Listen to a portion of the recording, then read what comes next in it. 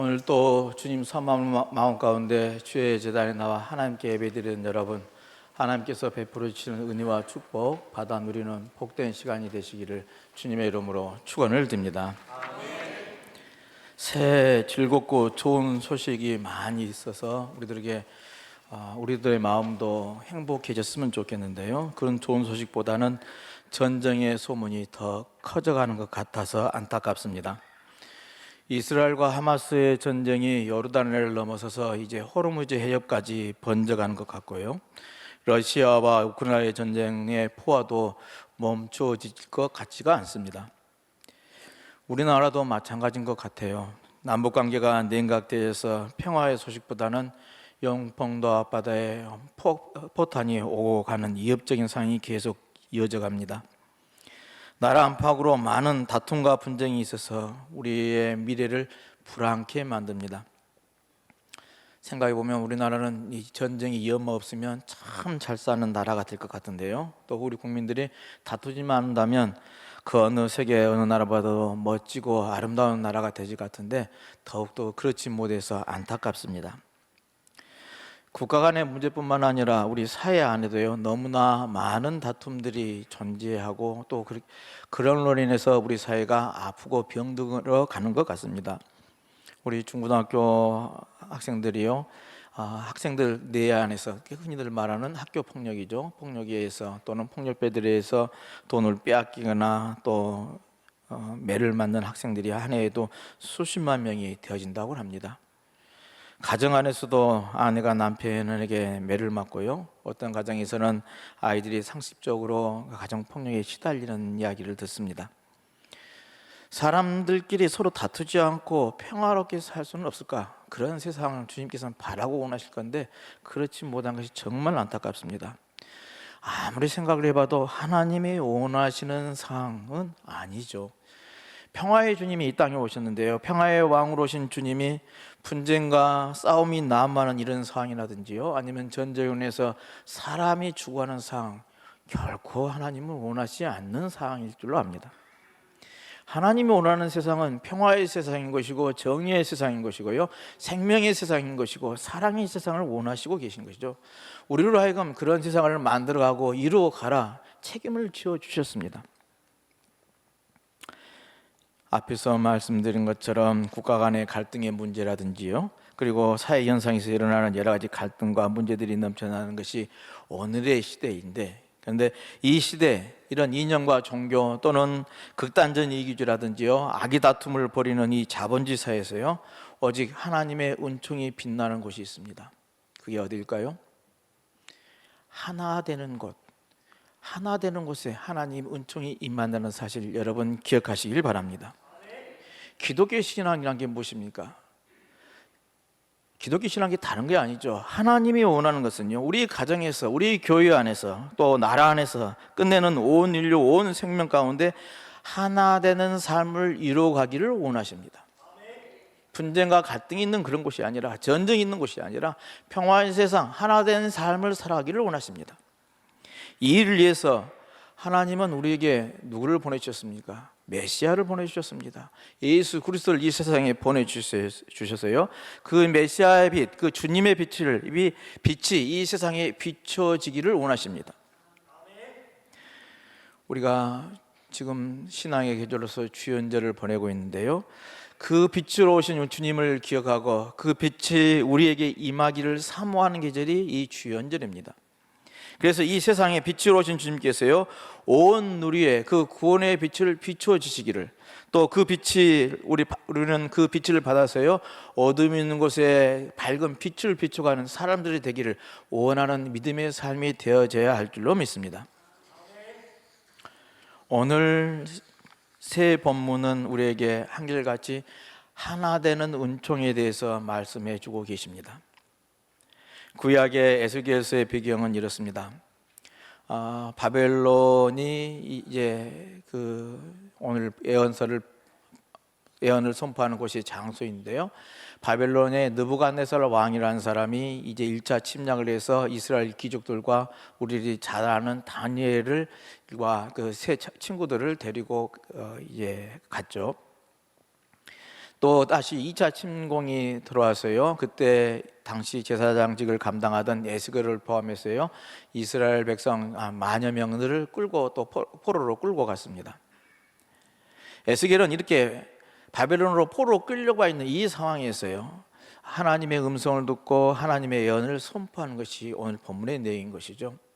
당시에는 상황을 이해해 보면은 정말 이스라엘 백성들은요, 그동안 출애굽의 하나님을 믿어왔고 그 하나님이 우리들의 하나님이라고 고백하는데, 그 어떤 어려움과 환난과 역경에서도 구름 기둥으로 불 기둥으로 인도하셨던 그 하나님, 그게 우리들의 하나님인데, 이 하나님이 왜 이렇게 힘없이 남은 나라의 큰 군대 앞에서 침략을 당하고 성전은 파괴되고 우리는 포로로 끌려왔을까? 하나님은 이제 없는갑다, 하나님 우리를 돌보지 않는갑다라는 생각을 갖고 있는 때입니다. 이렇게 포로 생활에서 고난과 절망적인 상황에서 에스겔이 선포하는 것은 그렇지 않다. 너희들의 하나님이 죽은 것이 아니라, 너희 하나님이 없는 것이 아니라, 너희들의 하나님이 너희들을 돌보지 않는 것이 아니라 하나님은 살아계시다. 그리고 하나님은 이렇게 이 역사를 운행하고 계신다라는 것을, 그 역사의 살아계심을 증거하는 이야기가 에스겔서의 본문의 이야기들입니다. 에스겔은 이 이스라엘 백성들의 포로가 되어서 고초를 당하는 이유에 대해서도 설명을 하죠. 이스라엘 백성들이 왜 우리가 바벨론으로 포로로 끌려와서 이렇게 어려움을 당하는 이유가 뭐냐 하는 건데요, 하나님의 뜻을 거역했고요, 하나님의 뜻을 거스려서 하나님을 이미 절하지 말라는 우상을 만들고 그 우상을 섬겼고요, 또 서로 싸우는 이기심으로 말미암아서요, 하나님으로부터 징계를 받아 지금 우리들은 바벨론으로 포로로 끌려온 것이다 하는 이야기죠. 그렇지만 이제 오늘 에스겔이 선포하는 것은 그 징계가 끝이 나서요, 앞으로 고향으로 돌아가게 될 거다라는 예언의 내용입니다. 그리고 유다와 이스라엘이 남북으로 나눠져 있었는데, 이제 그 둘이 연합하여서 통일을 이루리라는 이 희망의 메시지가 에스겔이 선포하는 메시지의 내용입니다. 그렇게 우상을 섬기고 악행과 재앙을 저지름으로 인해서 하나님으로부터 징계를 받았던 이스라엘들이요, 이제 황폐해지고 많은 절미들과 귀족들이 포로로 끌려가 있는 이 고초를 겪어야만 했는데, 그러나 이제 이스라엘 백성들이 우리가 잘못되었구나 하고 회개하고 돌아오는 이스라엘 백성들에게 하나님은 그 징계를 거두어 주시고, 이제 다시 한번 나는 너희의 하나님이 되리라는, 그들의 하나님이 되리라는 이 약속의 말씀을 태식해 주면서요, 그 새로운 나라를 건설해 주겠다는 희망의 메시지, 오늘 본문이 들려주는 메시지라 하겠습니다.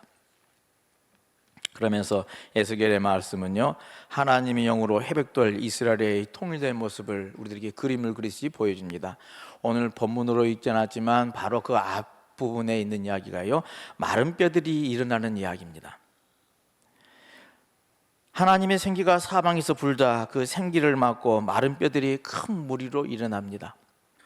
이게 마른 뼈라는 것은 당시 포로로 끌려갔던 이스라엘 백성들의 상황을 설명한 것이죠. 그들의 비참함과 그들의 죄노래에서 비참한 삶을 살아가고 있는 그 모습이 마른 뼈와 같더라 하는 거죠. 이런 한 상징인데요, 이 마른 뼈들의 생기가 불어넣어지니까 일어나더라는 이야기입니다. 새롭게 일어나더라, 이스라엘이 회복되어질 것을 이제 예고한 이야기입니다. 그리고 이어서 오늘 본문의 말씀이, 에스겔은 두 막대기를 가져다가 하나는 유다와 결합한 족속을, 또 이스라엘 족속을 상징하는 두 막대기를 붙여서 이으라 그렇게 명합니다. 둘로 나뉜 죄를 벗고 하나로 통일된 이스라엘을 꿈꾸었던 것이죠. 이스라엘이 온전한 주님의 나라가 되는 길은요, 하나님의 영, 이 하나님의 생기를 받고 그 말씀대로 따르는 것이라는 말씀입니다. 그리고 분열을 벗고 다시 하나가 되어지는 것이죠.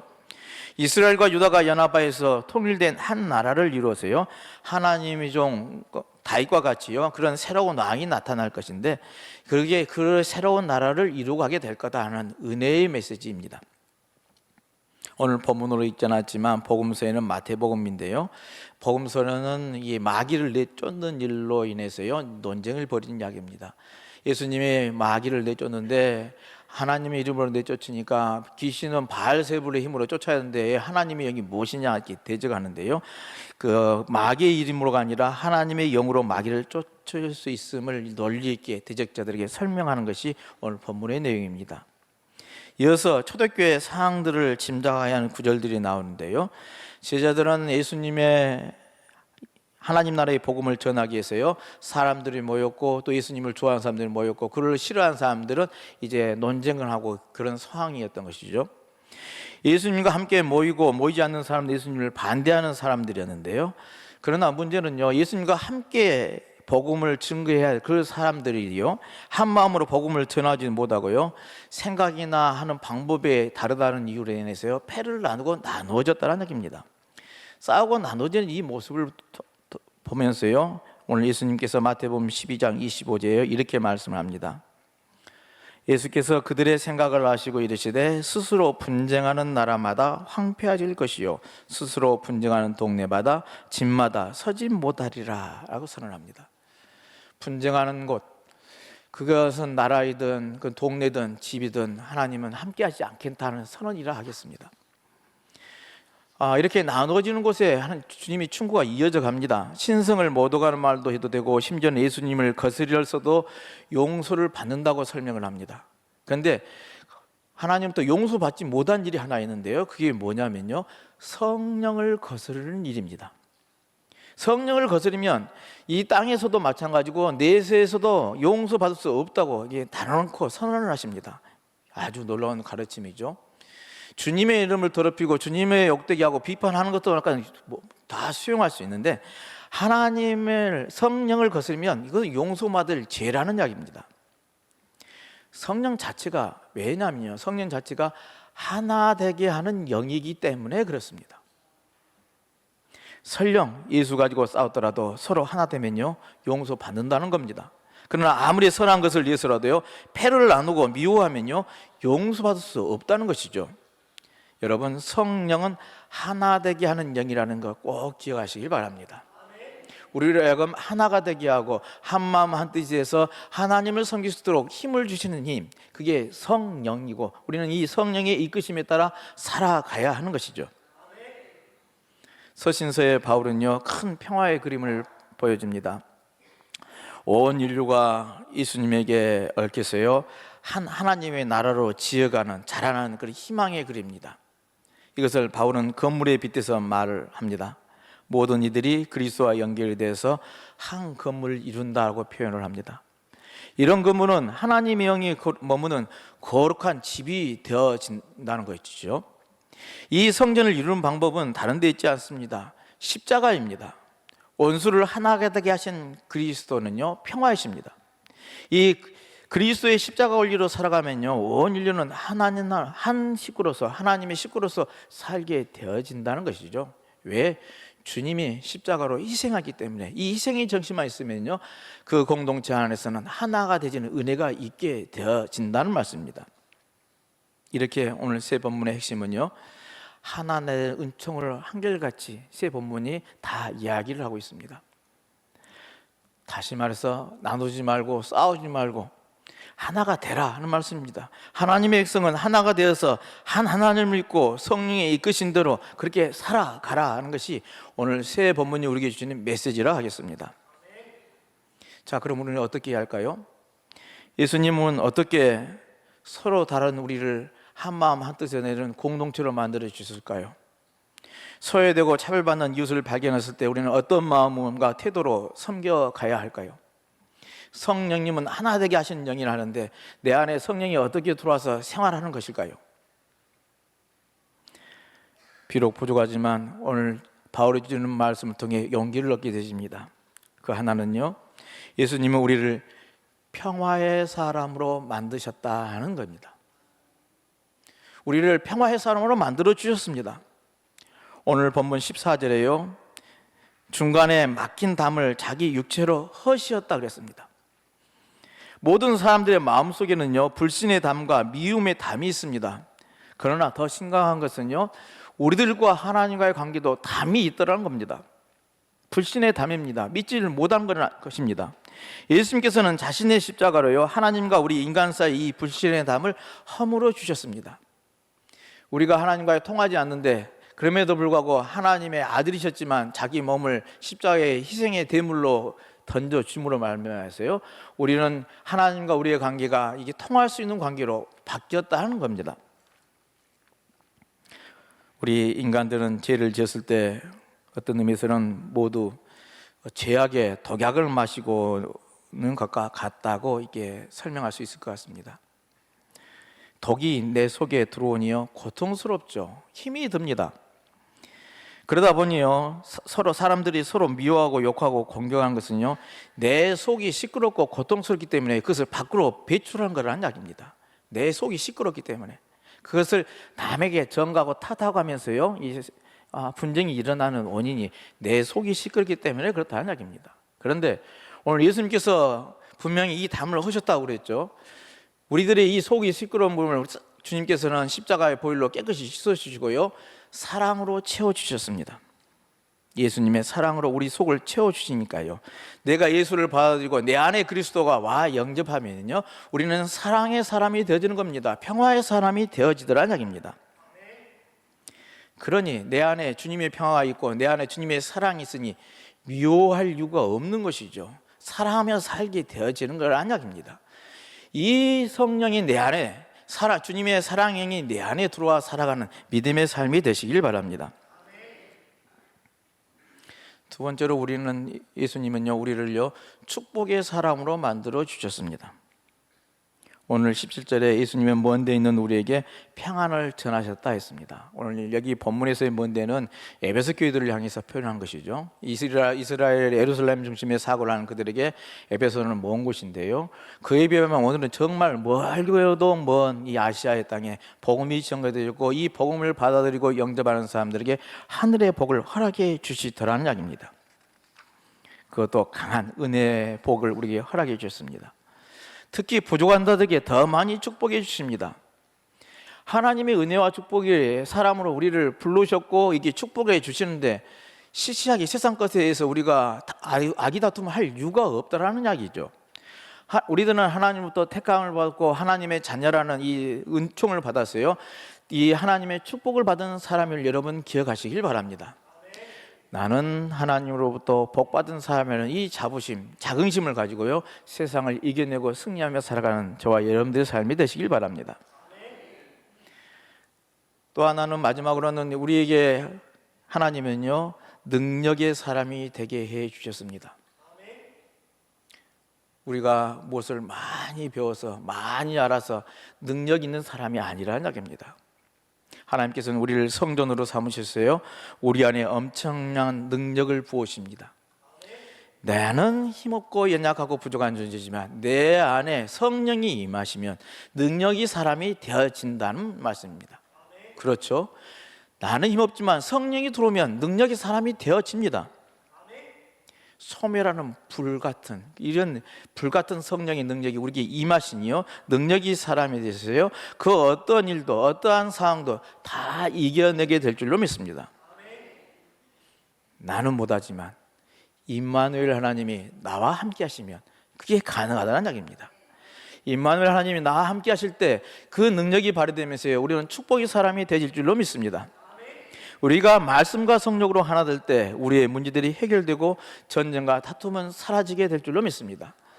그런 하나님 성령의 능력의 사람이 되시기를 주님의 이름으로 축원을 드립니다. 그러기에 우리는 이러한 하나님의 사람이 되기 위해서 늘 기도해야만 할 줄로 압니다. 오늘 여러분들이 잘 아는 성 프란체스코의 기도를 소개하는데요 평화의 기도입니다. 이탈리아 12세기 말 이탈리아 아시스에서 유복한 집에서 태어나서요 젊었을 때는 그도 방탕한 생활을 했는데요 전쟁이나 병으로 고생한 후에 정신을 차려서 이제 그가 수도사가 되어지고 청빈한 삶을 하면서요 남을 돕는 일에 앞장서면서요 그가 이게 기도하는 내용이 우리에게 알려졌습니다. 많은 이들이 애송하고 또 그렇게 그렇게 되어지기를 간구하는데요 다시 한번 이 시를 묵상해 보도록 하겠습니다. 띄워주실까요? 한번 같이 읽어보도록 하겠습니다. 주여 나를 평화의 도구로 써주소서. 미움이 있는 곳에 사랑을, 다툼이 있는 곳에 용서를, 분열이 있는 곳에 일치를, 그릇됨이 있는 곳에 참됨을, 의심이 있는 곳에 믿음을, 절망이 있는 곳에 희망을, 어둠에 빛을, 슬픔이 있는 곳에 기쁨을 가져오는 자가 되게 하소서. 위로받기보다는 위로하고 이해받기보다는 이해하며 사랑받기보다는 사랑하게 하며 쓰소서. 우리는 줌으로써 받고 나를 잊음으로써 나를 찾으며 용서함으로써 용서받고 죽음으로써 영생을 얻기 때문입니다. 그냥 아멘이 따라 나오네요. 그래서 이 기도의 말 그대로 우리는 평화의 도구가 되어주는 삶을 살아야만 하겠습니다.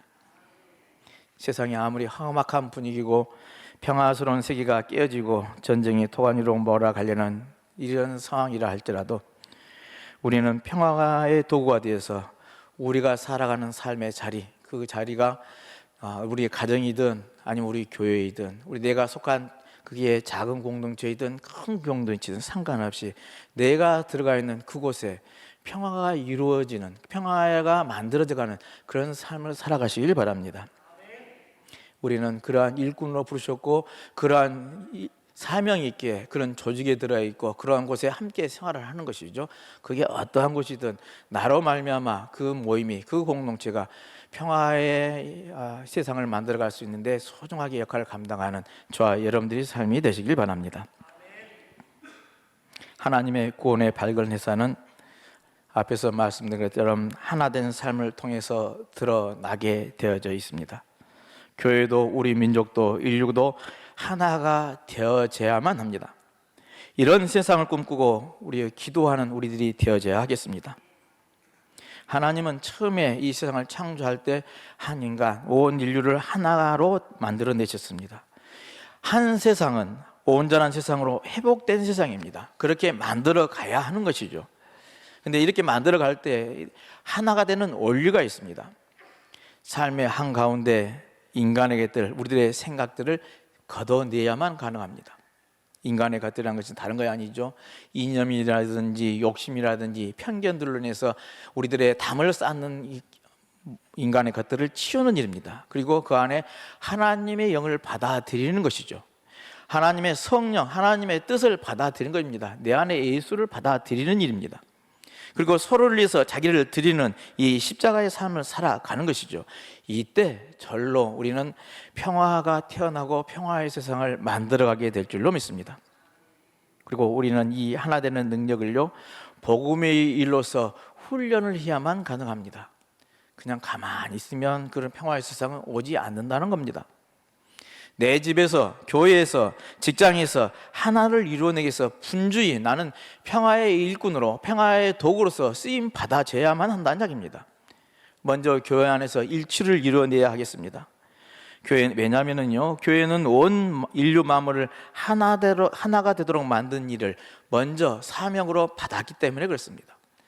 하나님을 알고 예수를 그리스도로 영접하고 성령의 이끄심에 따라 살아가는 사람들, 너희를 함께 모여 이렇게 예배를 드리면서 하나됨을 세상 사람들에게 증거해라 라고 그 사명을 우리에게 주셨기 때문에 그렇다 하는 이야기입니다.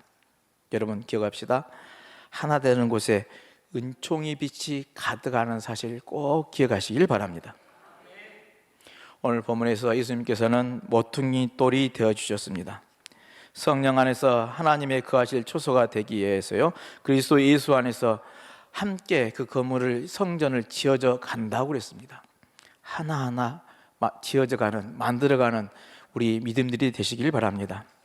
하나 되는 은총을 입은 자로서 평화의 도구가 되어서 평화의 세상을 만들어가는 저와 여러분들의 삶이 되시기를 다시 한번 주님의 이름으로 축원을 드립니다.